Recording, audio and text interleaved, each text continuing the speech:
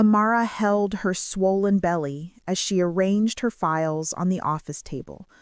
Her baby kicked again, and she smiled weakly. "Just one more month, my little star," she whispered. She had never been this happy. She had a stable job, a caring husband named Daniel, and a best friend, Tonya, who had been with her since secondary school. Her phone rang. It was Tonya. "Amara, I brought the papers you asked for. Should I bring them up?" "Please do," Amara replied. Minutes later, the office door opened. Amara looked up with a smile, but froze when Tonya stepped in with Daniel behind her. Daniel's face looked cold, unfamiliar. "Tonya! Daniel! What's going on?" Tonya stepped forward slowly. "Amara, you trust too much," she said quietly. Daniel folded his arms. "Just sign the documents." Amara frowned. "What documents?" Daniel placed them on the table. "You're adding your unborn child to your company insurance. It needs an update. Sign." Amara reached for the papers, but her eyes scanned them carefully. The document wasn't insurance. It was a transfer of ownership. Her shares, her investments, her rights. Amara's heart raced. "Why would you—" Daniel interrupted sharply. "Sign it." Amara looked at Tonya, confused. "You're my friend," she whispered. Tonya's smile was small and strange. "I'm tired of being second to you. At work, in life, in everything." Amara stepped back. Her head spun. "I'm pregnant. Why are you doing this?" Daniel's voice was flat. "Just sign it." Amara shook her head. "No." Everything happened too fast. Daniel snatched the papers. Tonya moved toward Amara, and Amara's hand slipped on the edge of the table. She gasped as she fell. Her vision blurred. She tried to scream, but her voice failed her. Her last thought was her baby. A week later, a woman who looked exactly like Amara stood in front of the same office building. Her name was Adana, the identical twin Amara kept hidden from the world to protect her from a troubled past. News traveled fast. Amara slipped and fell. It was an accident. She didn't make it. But Adana knew her twin. She felt the shift in her spirit. She felt the silence in a way only twins understood.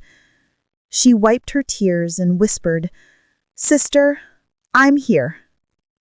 Adana walked into the office. Everyone stared, shocked. Tonya choked on her words when she saw her. "Amara?" Adana softened her expression. "Tonya, you look surprised." Daniel walked in and froze. His face drained of color. "Amara? But—" Adana forced a small smile. "But what, Daniel?" They both exchanged panicked glances. Adana walked closer, studying their faces. Every tremble, every fear. "I survived," she said gently, "and I remember everything." Tonya backed away slowly. "Amara, we never meant—" Adana held her hand up. "I'll talk to both of you later. Right now, I want to get back to work." She walked into Amara's office, the place where her sister took her last breath. She sat in the chair and allowed tears to fall silently. She touched the table, the papers, the baby's ultrasound picture hidden in the drawer. Her twin was gone. Her niece or nephew was gone. Her heart hardened. Adana opened the file Amara had been working on, an important project presentation scheduled for next week. Amara's dream project. She whispered, "Sister, let me finish what you started." The days that followed were filled with tension. Daniel became restless. Tonya barely slept. They started whispering any time Adana passed by. Adana pretended everything was normal. She brought breakfast to meetings, cracked small jokes, and asked Daniel about his day. But every night, she studied them. Every message, every financial document, every office camera angle, and every lie. She discovered Daniel had tried to claim Amara's benefits. She discovered Tonya had sent private company details to a competitor. She discovered the forged documents, the signatures, the desperation. She placed everything into a USB drive and kept it close. One evening, Adana asked Daniel to drive her home. Daniel gripped the steering wheel tightly. "Amara, exactly what do you remember?" Adana turned her face toward the window. Enough. Daniel swallowed hard. Back at the house, Adana entered the bedroom she shared memories with her twin. The scent of Amara's perfume still lingered. Her brush, her scarf, her prenatal vitamins. Adana sat on the bed and whispered, "Sister, show me the last thing you saw." A cold wave hit her chest. In the quiet of the room, she suddenly felt Amara's presence.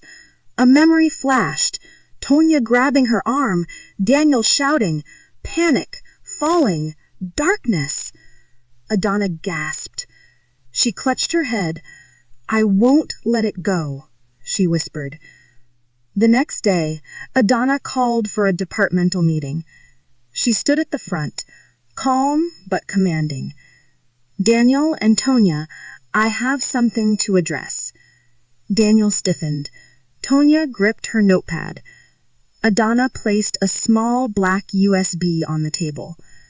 "This contains every lie both of you have told, every betrayal, every document you forged, every plan you made behind my back." Daniel's voice trembled. "Amara, let's talk privately."